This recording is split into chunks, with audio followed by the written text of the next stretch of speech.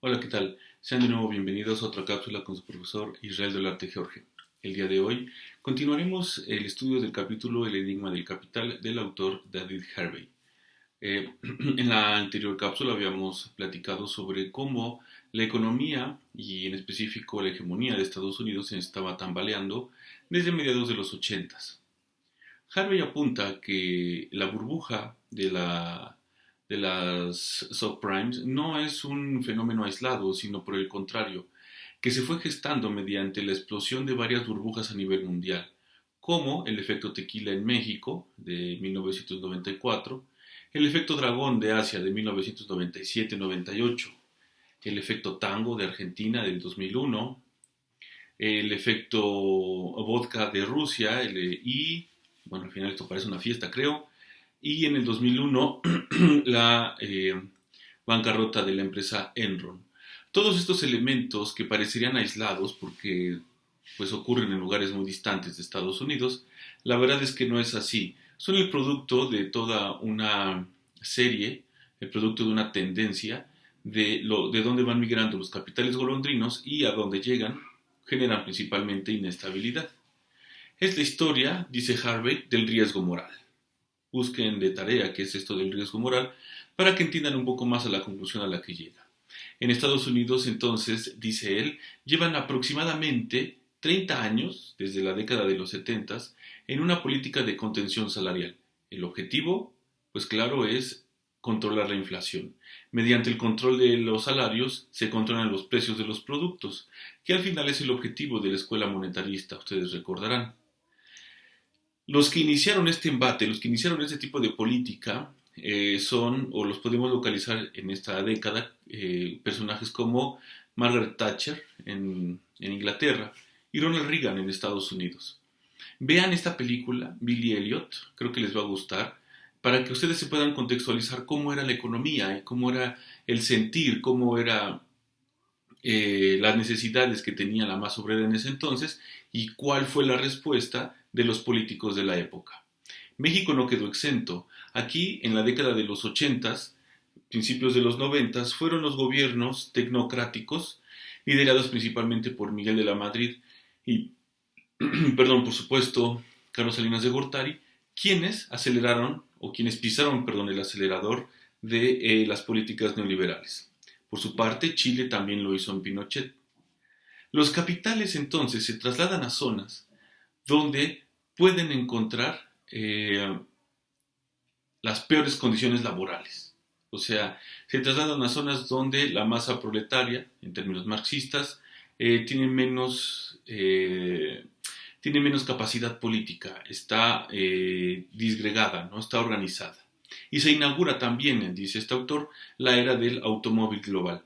¿Qué significa esto y qué importancia tiene para las economías y sobre todo para economías como la nuestra, como el México? Bueno, pues el automóvil global es un término que se acuñó para describir a todas estas empresas que van y se instalan en los países del tercer mundo a armar los automóviles, pero que el resto de las piezas no necesariamente se encuentran en estos países. Esto es, que una empresa, por ejemplo la General Motors, se puede instalar en un país del tercer mundo, por ejemplo Vietnam o México, ¿no?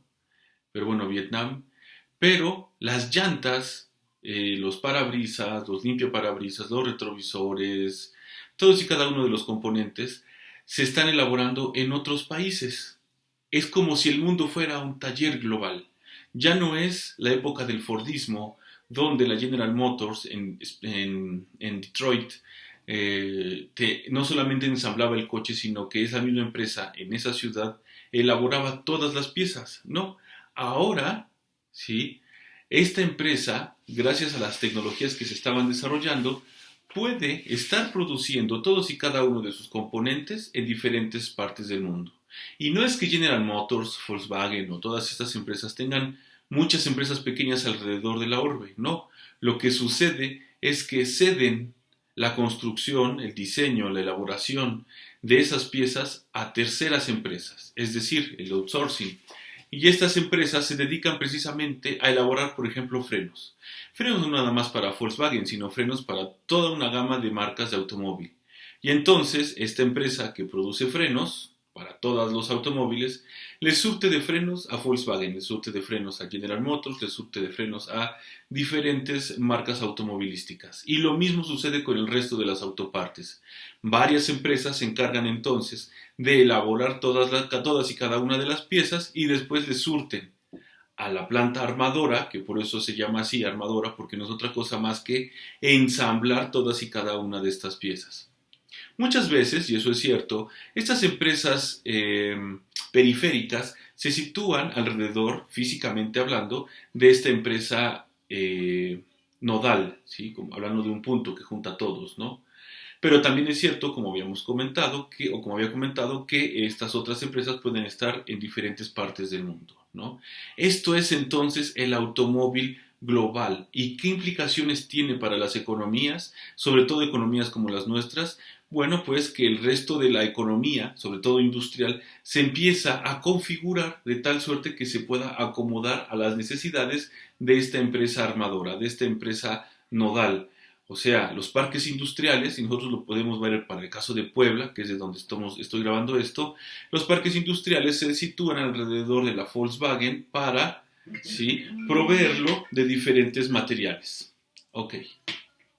Los capitales entonces se trasladarán a zonas con estas condiciones en que las empresas puedan desarrollarse, no solamente en el sentido del diseño, sino en el sentido de, bueno, no en el sentido, sino porque también hay mano de obra, calificada, ¿sí? El desplome, dice Harvey, del bloque socialista y de la China socialista también, del bloque soviético, y de la China socialista, hizo que se arrojaran al mercado laboral una gran cantidad de mano de obra. O sea, imagínense la cantidad de personas que viven, pues, en China, en la extinta Unión Soviética, y todas esas personas, pues, buscando empleo. Los sistemas de comunicación que se están desarrollando facilitan precisamente esas tareas de logística. No crean que el Internet se hizo para que ustedes subieran videos de TikTok o de cualquier otra plataforma, ¿no? O que puedan checar el perfil de la chica que les gusta o el chico que les gusta en Facebook. No, el Internet surgió precisamente por la necesidad de las empresas de comunicarse unas a otras de manera rápida y eficiente y poder coordinar, todas y cada una de las tareas que a la empresa le compete. Ok. La desregulación financiera también, por otro lado, facilita que los capitales, que los recursos financieros se puedan trasladar de una empresa a otra, de un país a otro. Si se necesita capital en México, se van a México o a Rusia o a Chile o a donde sea con tan solo un clic, ¿no es así? Vean entonces cómo el desarrollo tecnológico tiene correlación con las necesidades económicas, sobre todo del mercado mundial, ¿sí?, de poder trasladar diferentes recursos a diferentes lugares. Las facilidades entonces que se están otorgando gracias al sector financiero no solamente benefician a las empresas, sino, y esto también es muy importante, a las personas que consumen bienes y servicios todos los días, es decir, a la demanda. Las finanzas o el sector financiero ya no se mueve solamente alrededor del sector productivo, sino alrededor del sector consumidor, ¿sí? Una tarjeta de crédito, por ejemplo, ¿no? Es dinero de alguien más que yo voy a usar para hacerme de un bien o de un servicio y después lo voy a pagar. Se está financiando el crédito. Perdón. Por consiguiente, los instrumentos financieros se van haciendo cada vez más sofisticados. Es decir, que ya no es solamente la acción de una empresa lo que se está vendiendo y comprando en la bolsa, sino también pueden ser deuda de personas que están comprando casas, coches, celulares, etcétera, ¿no? Dense cuenta entonces cómo el sistema financiero va apoyando estas necesidades de poder vender los bienes y servicios, pero a su vez los compradores nos vamos haciendo adictos a este tipo de facilidad financiera, ¿no? Y digo adictos porque la verdad es que muchos de los bienes y servicios que nosotros tenemos, como la computadora donde me están viendo o desde donde yo estoy grabando, el celular, el iPad, etcétera, el coche, la casa, muchos de esos bienes y servicios se deben todavía al banco, ¿no? O sea, se le adeudan al banco. De no ser posible, de no existir el sector financiero tan avanzado como nosotros lo conocemos, todos estos gastos no se pueden llevar a cabo. Ahora, trasladémoslo, por ejemplo, a un análisis más actual, ¿no? Donde desde una aplicación con un OK, le pulso un aceptar, a mí me pueden dar un préstamo, ¿no? Un préstamo bancario para lo que yo quiera. Ustedes revisen las aplicaciones donde tienen las cuentas bancarias sus papás, o si es que ustedes ya trabajan, seguramente ya se han dado cuenta que les llegan promociones para poderse endeudar. ¿Sí? Y con un solo, con pulsar una sola vez el celular, puede uno aceptar estas promociones. Pues esto es la forma en cómo se está adaptando el sector financiero a las nuevas necesidades y eh, cómo está incluso aprovechando todas estas circunstancias. ¿Sale? Bueno, hasta aquí la voy a dejar. En el siguiente video termino este capítulo, el estudio de este capítulo, para continuar ahora sí con los estudios sobre América Latina en esta misma etapa. Mi nombre, Israel Dolarte Jorge. No se les olvide darle un me gusta al video, por favor, y compártalo, por favor, con todos sus amigos y amigas. Hasta la próxima. Adiós.